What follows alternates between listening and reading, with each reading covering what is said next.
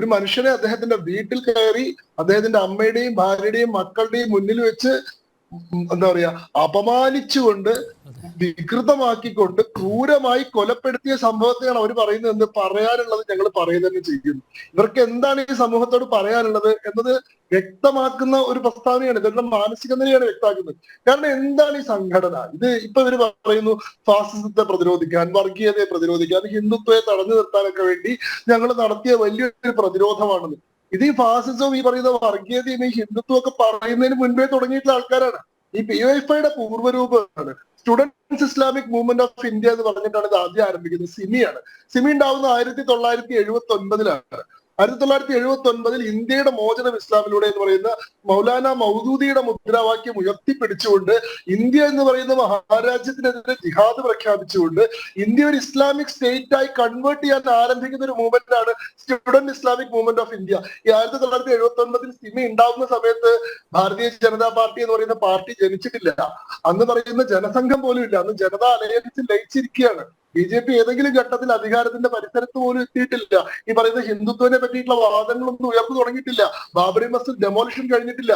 ഗുജറാത്തിൽ കലാപം ഉണ്ടായിട്ടില്ല. ഇവർ ഈ പറയുന്ന ഹിന്ദുത്വക്കെതിരായിട്ടുള്ള ടോക്കിംഗ് പോയിന്റുകളൊന്നും ഉത്ഭവിക്കുന്നതിന് മുൻപ് 1979 ഇന്ത്യയെ ഇസ്ലാമികവൽക്കരിക്കാൻ, ഇന്ത്യ ഒരു ഇസ്ലാമിക രാഷ്ട്രമാക്കാൻ വേണ്ടി ജിഹാദ് പ്രഖ്യാപിച്ചിറങ്ങിയിട്ടുള്ള ആളുകളാണ് ഇവര്. ഈ PFI ഈ സിമി പിന്നീട് PFI ആയി മാറുന്നത് മറ്റൊരു പശ്ചാത്തലത്തിലാണ്. ഈ 1980കളുടെ ആ ഒരു സമയത്ത് കണ്ണൂരിലെ നാദാപുരം ഭാഗത്ത് CPIM മുസ്ലിം ലീഗും തമ്മിൽ നടന്നിരുന്ന സംഘർഷം ഒരു ഘട്ടത്തിൽ രാഷ്ട്രീയ സ്വഭാവത്തിൽ നിന്ന് മാറിയിട്ട് മത സ്വഭാവത്തിലേക്ക്, വർഗീയ സ്വഭാവത്തിലേക്ക് മാറിയിരുന്നു. അവിടെ CPM മുസ്ലിം ലീഗ് സംഘർഷം എന്നത് ഹിന്ദു മുസ്ലിം സംഘർഷമായി മാറിയിരുന്നു. ഈ സമയത്ത് CPIM നിന്ന് ഹിന്ദു പാർട്ടിയായിട്ടുള്ള CPIM നിന്ന് മുസ്ലിങ്ങളായിട്ടുള്ള ആളുകളെ സംരക്ഷിക്കാൻ വേണ്ടി നാദാപുരം ഡിഫൻസ് ലീഗ് എന്ന പേരിലാണ്, നാദാപുരം ഡിഫൻസ് ഫോഴ്സ് എന്ന പേരിലാണ് യഥാർത്ഥത്തിൽ ഈ നാഷണൽ ഡെവലപ്മെന്റൽ ഫ്രണ്ട് ഒക്കെ പിന്നീട് എന്താണ് സരോജ് കുമാർ എന്ന് പറയുന്ന പോലെ എടുത്ത് ചാർത്തിയ പേരാണ്. അന്നത്തെ അതിന്റെ യഥാർത്ഥത്തിലുള്ള പേര് നാദാപുരം ഡിഫൻസ് ഫ്രണ്ട് എന്നായിരുന്നു.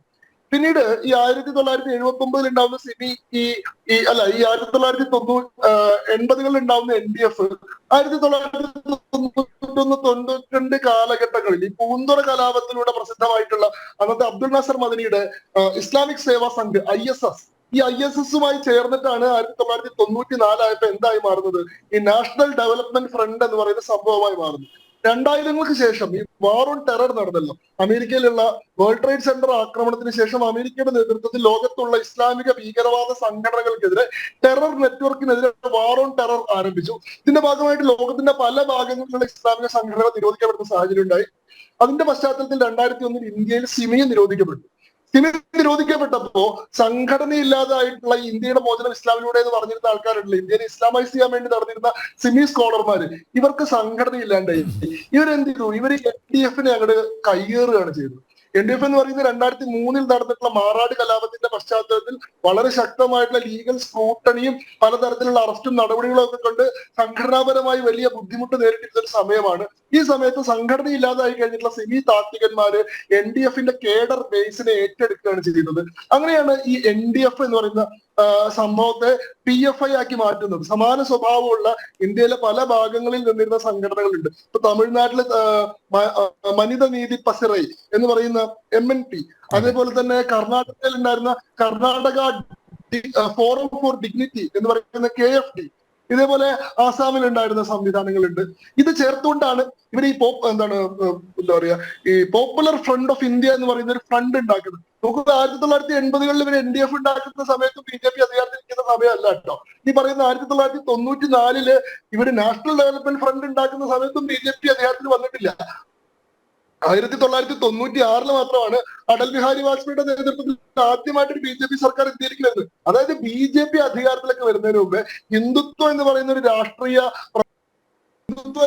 രാഷ്ട്രീയ പ്രത്യേകത സംബന്ധിച്ചിട്ടുള്ള വലിയ സംവാദങ്ങളൊക്കെ ആരംഭിക്കുന്നതിന് വളരെ മുൻപേ തന്നെ ഇന്ത്യ ഇസ്ലാമികവൽക്കരിക്കാൻ ആരംഭിച്ചു തുടങ്ങിയിട്ടുള്ള ആളുകളാണ് ഇവര്.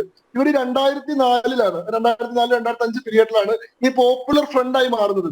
ഇവരുടെ അടിസ്ഥാനപരമായിട്ടുള്ള പ്രവർത്തനം പ്രവർത്തനം എന്താണ്?